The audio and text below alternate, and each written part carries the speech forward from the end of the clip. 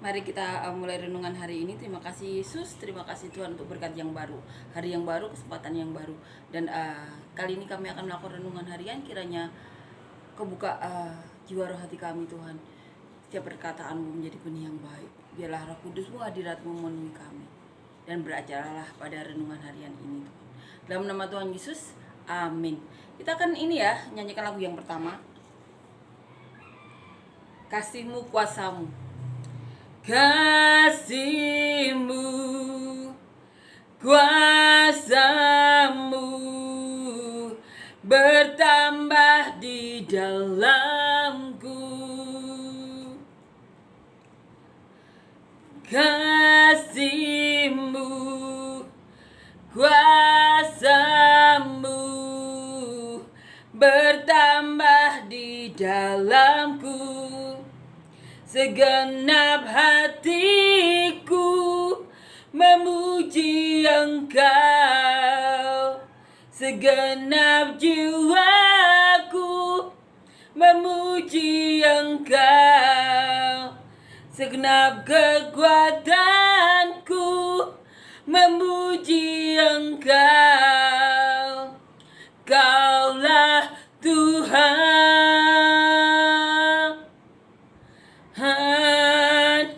Kau Tuhanku.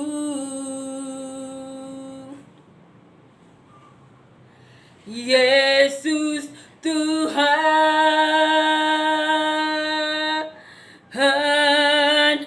Kau Tuhanku. Amin. Hari ini kita akan baca masih di kisah para rasul ya. Kita akan baca 2 perikop. Yang pertama Kisah Para Rasul 4 ayat 32 sampai 37. Yang kedua pasal 5 di bawahnya ya. Kisah Para Rasul 5 ayat 1 sampai 11. Kita akan baca.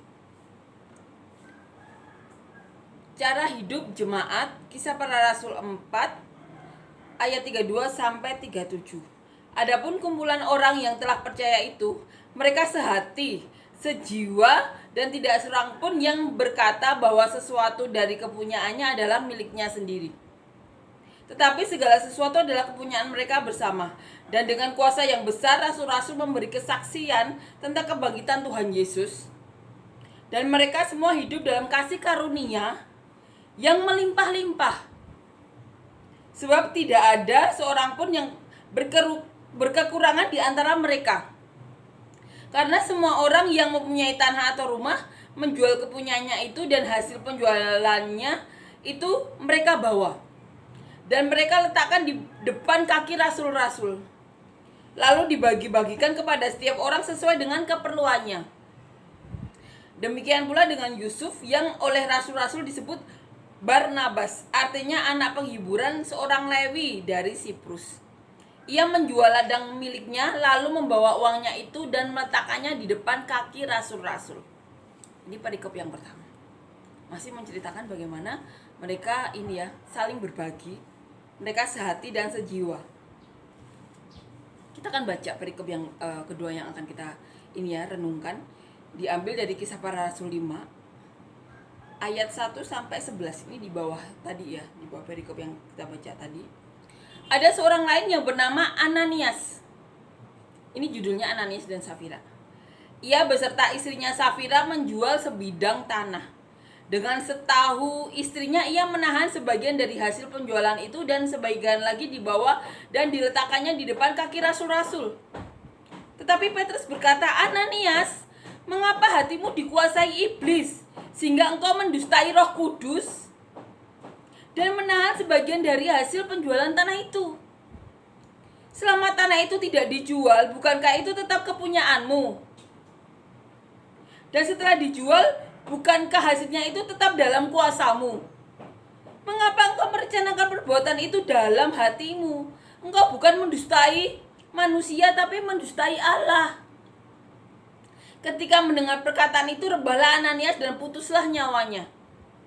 Maka sangatlah ketakutan semua orang yang mendengar hal itu.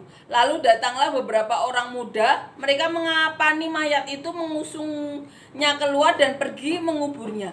Kira-kira 3 jam kemudian masuklah istri Ananias, tetapi ia tidak tahu apa yang telah terjadi.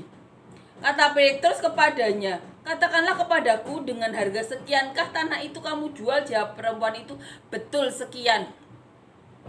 Kata Petrus, mengapa kamu berdoa bersepakat untuk mencobai roh Tuhan?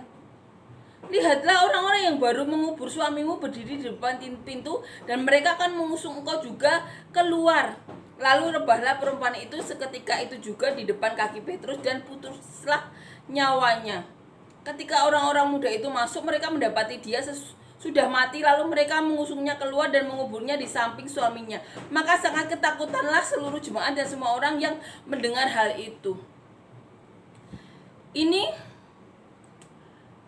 2 kejadian berbeda ya. Yang satu dilakukan Yusuf, yang oleh rasul-rasul disebut Barnabas, di mana Yusuf atau Barnabas ini menjual ladang miliknya, kemudian membawanya dan meletakkannya di bawah kaki rasul-rasul, di mana mereka akan membaginya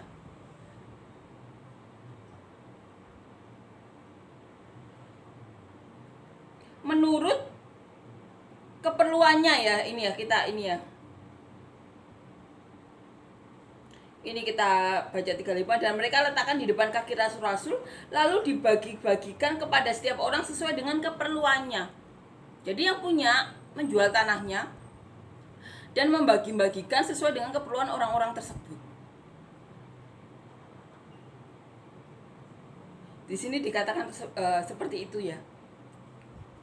Dimana dua perikop ini mengisahkan kisah yang beda. Satu, Yusuf atau Barnabas menjual miliknya untuk diberikan kepada rasul-rasul, dan rasul-rasul tersebut membagi-bagikan kepada orang-orang di persekutuan mereka, di mana banyak orang berkumpul. Karena sebelumnya dikatakan ini kan 3.000 orang, dikatakan ini ya. Setelah yang kita baca kemarin, cara hidup jemaat yang pertama, dikatakan setelah Petrus khotbah mengenai kenapa mereka kepenuhan Roh Kudus ya, karena ada orang yang sinis kepada mereka dikatakan mabuk ini ya, mabuk anggur manis. Petrus berkhotbah dan memperkatakan semua nubuatan-nubuatan Tuhan Allah kita yang dikatakan kepada Nabi Yoel, Nabi Daud, katakan semua. Dan orang Yahudi itu terharu. Dan karena khotbah Petrus tersebut, 3.000 orang dibaptis. Di sini dikatakan di yang kemarin kita baca, dikatakan di pasal ini ya, pasal 2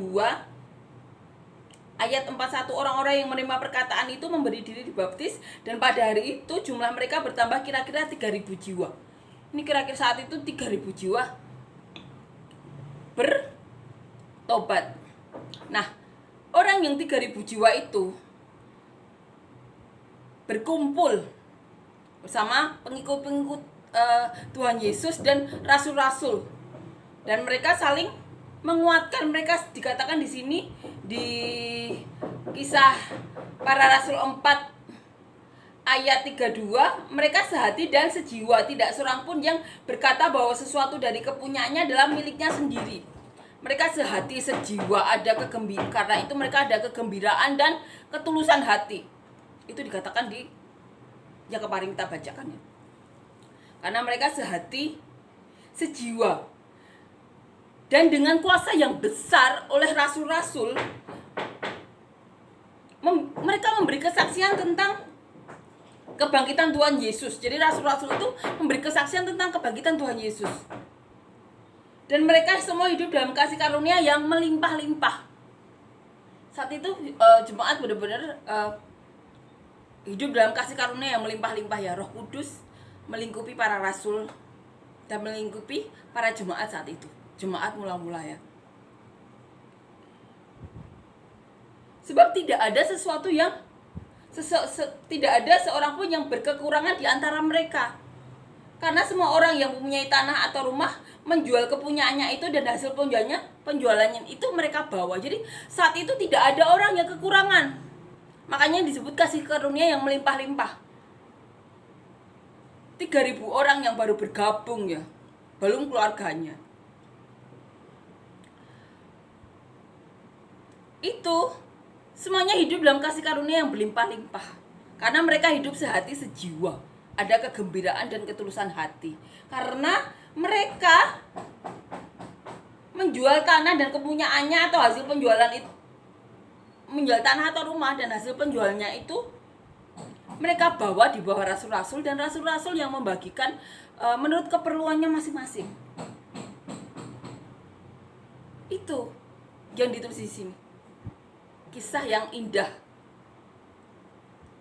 di mana Yusuf atau Barnabas melakukannya juga, menjual ladang miliknya.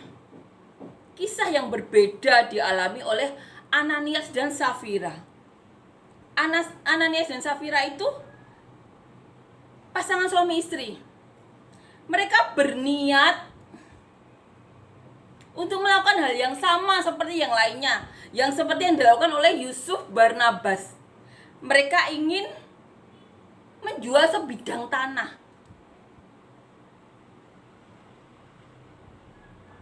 Tapi karena satu dan lain hal yang menurut mereka benar, karena mereka merasa itu miliknya, jadi mereka berbohong dengan menahan sebagian penjualan itu tidak diberikan di depan rasul-rasul.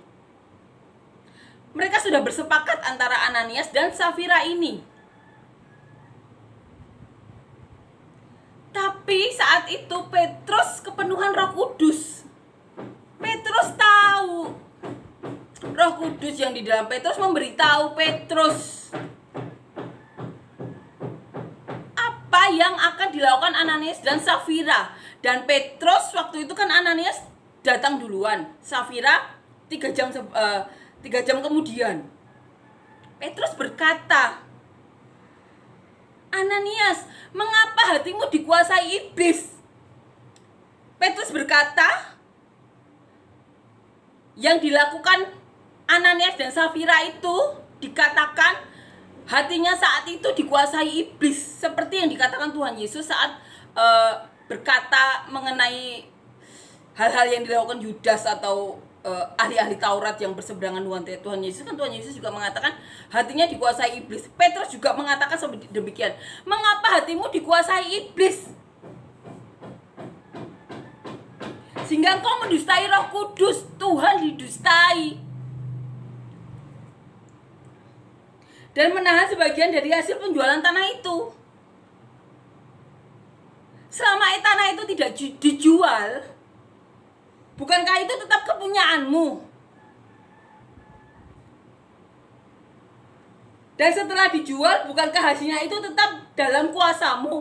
Mengapa engkau merencanakan perbuatan itu dalam hatimu? Engkau bukan mendustai manusia, tetapi mendustai Allah. Petrus berkata, bukankah kalau kamu tidak, daripada kamu berbohong, kalau bahasanya ini ya, kalau tanah itu tidak dijual, tanah itu tetap milik kamu. Kalau tanah itu dijual dan kamu tidak mau mempersembahkannya, itu tetap milik kamu. Jadi daripada tidak rela, daripada mendustai Allah, mending tidak dijual. Kenapa kamu menjual tapi mendustai Roh Kudus? Kamu mendustai Roh Tuhan. Petrus berkata seperti itu.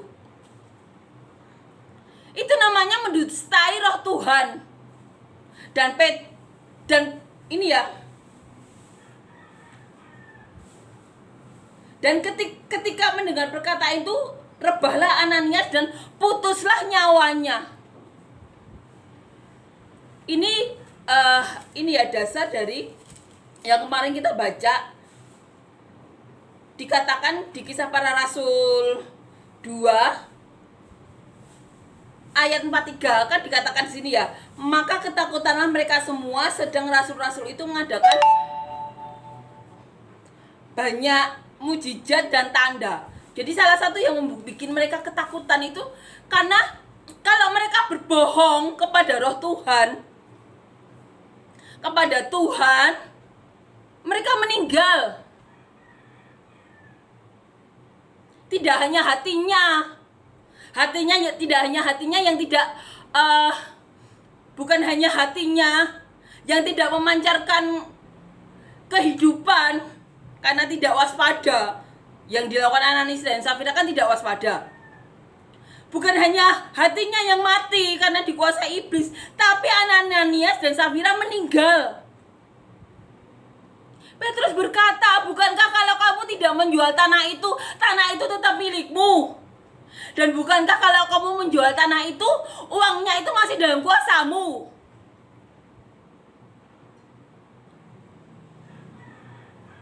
Karena tidak mungkin kan Tuhan Yesus memaksa orang, ayo jual tanah untuk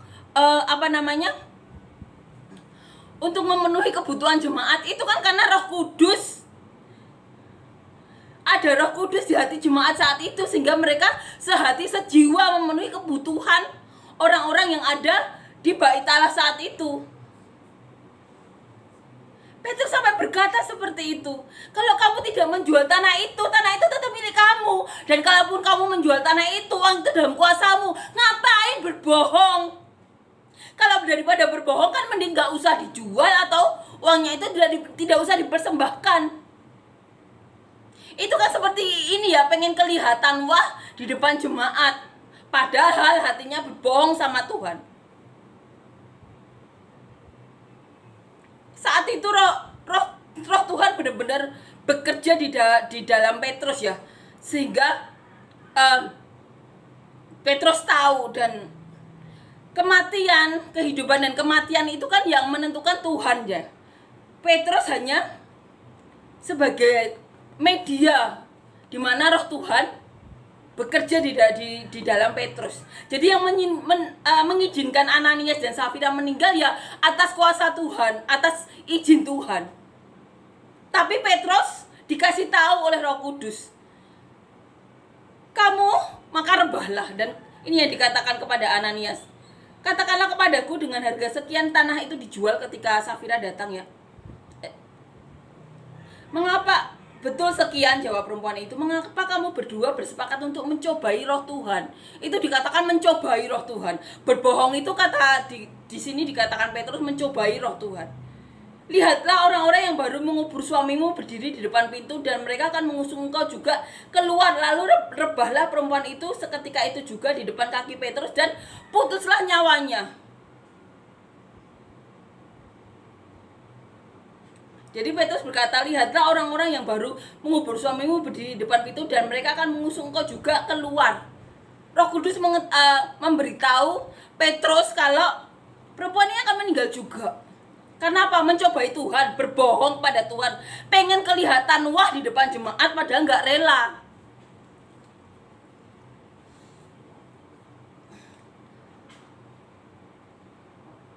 Kenapa? Yang mengizinkan nyawa seseorang melayang itu kan hanya Tuhan ya. Hidup mati kan di tangan Tuhan. Tapi Roh Kudus memberitahu Petrus bahwa Safira akan mengikuti Ananias. Karena apa? Mencobai Tuhan, berbohong kepada Tuhan. Daripada nggak rela, mending nggak usah. Itu yang dikatakan Petrus secara garis besarnya ya. Bukankah kalau tanah itu tidak dijual, itu tetap milikmu? Bukankah kalau itu tanah itu dijual, uangnya tetap dalam kuasamu? Yang digaris bawah itu, kenapa kamu berbohong kepada Tuhan? Kamu mencobai Tuhan dengan berbohong, itu kamu mencobai Tuhan. Petrus sendiri berkata, mengapa hatimu dikuasai iblis?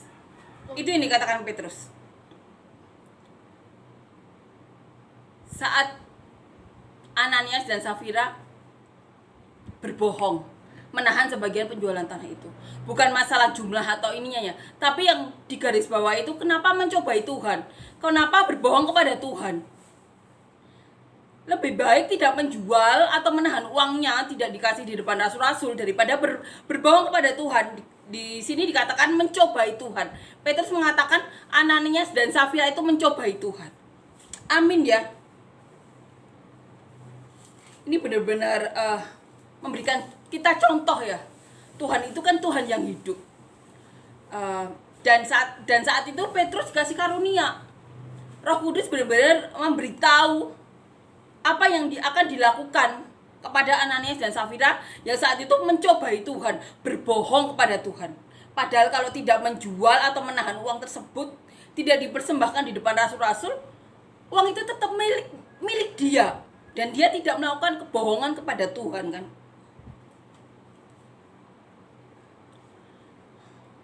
Itu yang dikatakan Petrus. Jemaat lainnya ada ketulusan, ada sehati dan sejiwa. Kenapa? Mereka tahu mereka telah mendapatkan kasih karunia. Mereka mendapatkan kasih karunia yang berlimpah-limpah. Dikatakan tersebut, tidak ada orang yang kekurangan. Amin ya, benar-benar indah ya saat itu. Ini benar-benar menguatkan kita, mengajarkan kita. Ini loh yang saat itu benar-benar dialami jemaat. Mereka benar-benar sehati, sejiwa. Mereka benar-benar ada kegembiraan, ada ketulusan hati dalam mereka. Mereka benar-benar menjual milik mereka, rumah, ladang,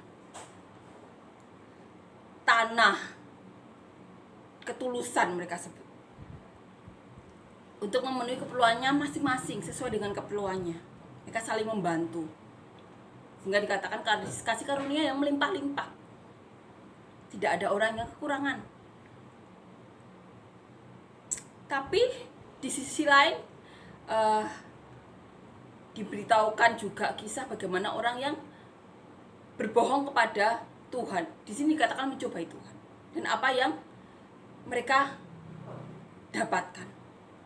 Ini benar-benar menjadi contoh ya bagi kita. Kan Tuhan itu kan Tuhan yang sama ya, dari dahulu, sekarang, sampai selamanya. Saat itu ada Petrus yang dimana roh Tuhan benar-benar bekerja, mendapatkan karunia. Apa yang Tuhan lakukan, Petrus dikasih tahu. Kiranya kita benar-benar merenung ya, kita bercermin. Seperti yang saya katakan dulu, sebenarnya kita hidup di dunia ini, selama kita bergereja atau melakukan aktivitas apapun, kita tuh sebenarnya mencontoh siapa. Karena Tuhan itu kan Tuhan yang sama ya. Berbohong kepada Tuhan, itu kan namanya mencobai Tuhan. Ananias dan Safira meninggal. Dikatakan hatinya dikuasai iblis. Tidak hanya hatinya saja yang mati karena tidak terpancar kehidupan, tapi saat itu nyawanya langsung dipanggil. Bagi orang beberapa yang lain kan mungkin dikasih kesempatan hidup untuk bertobat, tapi Ananias dan Safira benar-benar saat itu meninggal di hadapan para rasul dan jemaat lainnya. Ini benar-benar memberi contoh kepada kita. Kita meneladani yang baik, dan hal-hal yang tidak baik ini benar-benar jadi contoh bagi kita untuk kita tidak melakukannya. Amin ya. Amin. Ini benar-benar kisah yang satunya benar-benar indah yang dilakukan Yusuf Barnabas, tapi satunya lagi memilukan. Ini benar-benar mengajarkan kita. Satunya kisah yang indah karena mengabarkan sehati, sejiwa, tulus hati. Mereka benar-benar tulus hati menjual tanah, ladang, rumah untuk saling membantu sesuai keperluannya masing-masing. Mereka semua melakukannya itu, dan ada satu sepasang suami istri. Dan karena Tuhan belum bekerja di atas Petrus ya, Roh Kudus memberitahukan pada Petrus. Amin ya. Benar-benar memberi kita contoh. Apa yang benar-benar kita contoh dan apa yang tidak. Amin. Kita akan nyanyikan lagu yang kedua. Kita akan nyanyikan lagu yang kedua.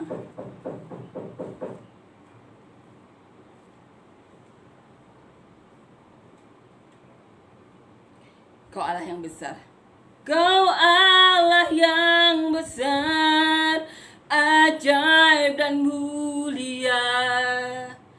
Kau Yesus yang selalu membuatku terpesona. Segala pujian bagimu ya Tuhan. Hanya Kau yang layak ku agungkan. Sebab Kau besar, perbuatanmu ajaib, tiada seperti Engkau. Tiada seperti Engkau, sebab Kau besar, perbuatanmu ajaib, tiada seperti Engkau. Tiada seperti Engkau. Tiada seperti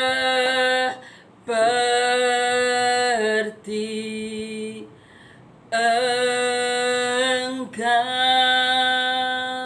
Terima kasih Yesus untuk setiap perkataanmu ini. Dua peristiwa yang berbeda, yang satunya benar-benar menyentuh hati Tuhan, benar-benar bagaimana mereka sehati, sejiwa, gembira, tulus hati mereka melakukan hal yang benar-benar menyenangkanmu. Mereka benar-benar melakukan hal yang benar-benar membuat kasih karunia itu benar-benar berlimpah di antara mereka. Mereka tulus hati menjual tanah ladang milik mereka untuk memenuhi keperluan masing-masing Tuhan, sesuai dengan keperluan mereka. Tapi di sisi lain ada peristiwa yang memilukan Tuhan. Bagaimana mereka dengan pengertiannya sendiri Yesus melakukan hal yang mendukakanmu. Dikatakan mencobai roh Tuhan. Oh Yesus, ajarkan kami untuk melakukan apapun yang menjadi kehendak-Mu. Yesus, ajarkan kami. Terima kasih Tuhan, biarlah setiap peristiwa yang kami baca hari ini Tuhan benar-benar menjadi benih yang baik di hati kami, yang telah Kau jadikan tanah yang baik Tuhan, untuk benih itu dapat bertumbuh, berakar, kuat, berbuah lebat Tuhan, untuk memberkati kami, orang-orang sekitar kami sampai ke ujung bumi seperti yang Kau mau. Dan kami juga berdoa Yesus, biarlah Yesus segala hal yang kami lakukan, baik proyek-proyek yang kami semua lakukan Tuhan, Kau lihat hati kami Yesus, Kau lihat apa yang menjadi tujuan hidup kami Tuhan. Dan biarlah Tuhan nama-Mu yang dipermuliakan atas apapun yang proyek-proyek kami lakukan Tuhan.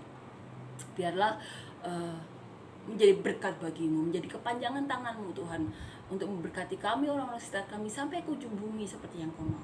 Dan setiap pekerjaan yang Kau percayakan kepada kami Tuhan dapat menjadi kepanjangan tangan-Mu Tuhan, untuk memberkati siapapun Tuhan, baik yang memberikan pekerjaan ataupun kami yang melakukannya Tuhan, untuk bisa menjadi kepanjangan tangan-Mu, memberkati Tuhan, memperlancar atau membuat menjadi berkat Tuhan. Terima kasih Yesus, dan kami berdoa Tuhan untuk setiap apapun yang kami lakukan, biarlah Kau berkati Tuhan, untuk menjadi kepanjangan tangan-Mu, untuk menjadi berkat bagi siapapun yang ingin Kau berkati melalui kami sampai ujung bumi seperti yang Kau mau Tuhan. Dan setiap orang yang mengalami sakit Tuhan, berikan kesembuhan. Yang mengalami masalah, berikan jalan keluar. Yang berdoa mempunyai anak atau menambah momongan Tuhan, buka pintu-pintu rahim kami semuanya Yesus. Beri kami hikmat marifat yang dari padamu Tuhan. Dan biarlah Kau berikan kami kekuatan Tuhan, untuk melakukan apapun Tuhan. Yang hikmat-hikmat itu Kau berikan kepada kami Yesus. Dan kami juga berdoa Tuhan, berkati kami Tuhan, berkati kami dan kandungan kami. Dan kami juga berdoa untuk siapapun yang belum mempunyai pasangan hidup, berkati kami semuanya Tuhan. Berkati kami Tuhan, orang-orang yang belum memiliki pasangan hidup dimanapun kami berada Yesus. Beri kami pasangan hidup yang benar-benar daripada-Mu Tuhan, pasangan hidup yang benar-benar Kau sediakan bagi kami Tuhan, untuk membuat kami dapat bertumbuh, berakar kuat bagi-Mu Tuhan, untuk menjadi penopang bagi kami selama di bumi Tuhan, untuk menjadi kepanjangan tangan-Mu Tuhan, untuk memberkati siapapun yang ingin Kau berkati melalui kami dan pasangan kami Tuhan. Kau kuatkan kami Yesus. Dan kami juga berdoa untuk siapapun Yesus yang kesusahan Kau berikan kelegaan Tuhan, yang kekurangan Kau berikan berkat-Mu Yesus. Dan setiap hal orang lain yang mengalami apapun, Kau berikan jalan keluar Yesus. Terima kasih Yesus, terima kasih Kau benar-benar begitu nyata Tuhan dalam hidup kami Tuhan. 16 tahun lalu Kau berbicara kepada saya Yesus. Terima kasih Kau benar-benar ada, benar-benar nyata. Terima kasih untuk perkenanan-Mu dan pernyataan-Mu kepada kami. Dalam nama Tuhan Yesus, amin.